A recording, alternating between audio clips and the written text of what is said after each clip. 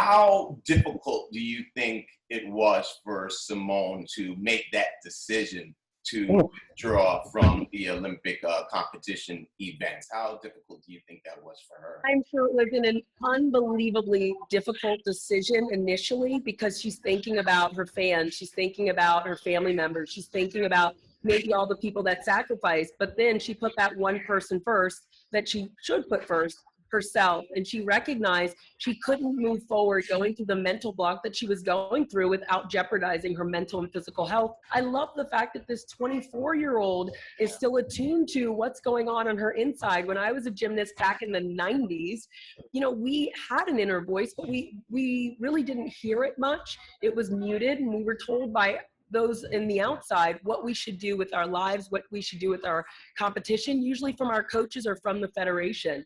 Now, I commend her for what she's doing, and I love the fact that she's now opening up the dialogue with regards to mental health, and that's something that we need to talk more about, not only in sports in general, but also in the gymnastics world. That's why I'm here right now at the Dominique Dawes Gymnastics and Ninja Academy in Maryland.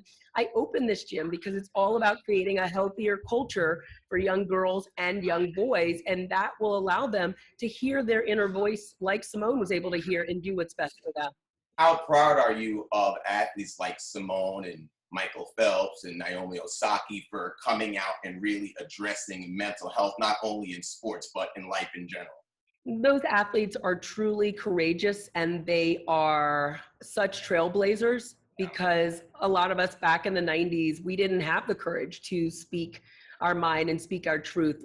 Our inner voices were muted. We were made to believe that if you quit or you talked about a mental issue, that was a sign of weakness. And it is about being human. It is about being vulnerable. And it takes a great deal of humility for someone to come out and say, hey, I'm not okay.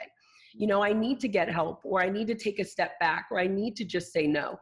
I commend them for being as vocal as they are. And that's even why I was the executive producer of a docuseries called Golden.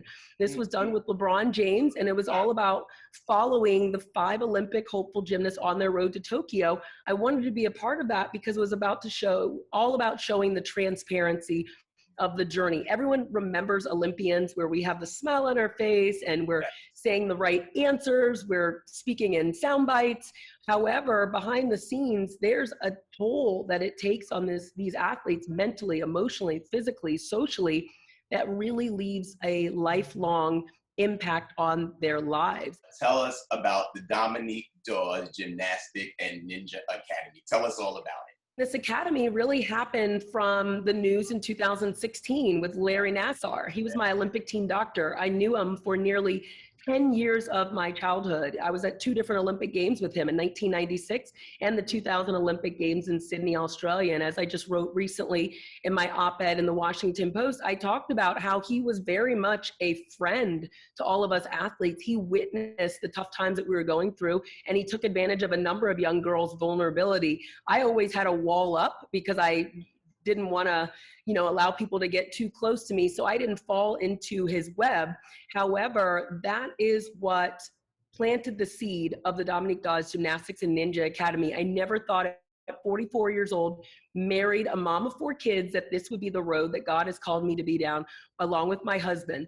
However, we wanted to create an academy that is full of a healthy culture, a culture based on compassion, empowerment, and encouragement. And I have amazing coaches on the floor that work with these gymnasts and ninjas each and every day, planting positive seeds in them worth sowing. From something ugly, that of which what Larry Nassar brought to the table and how he sexually abused hundreds of young girls, we have been able to blossom such a beautiful academy here in Clarksburg, Maryland, and we want to open more in the DMV.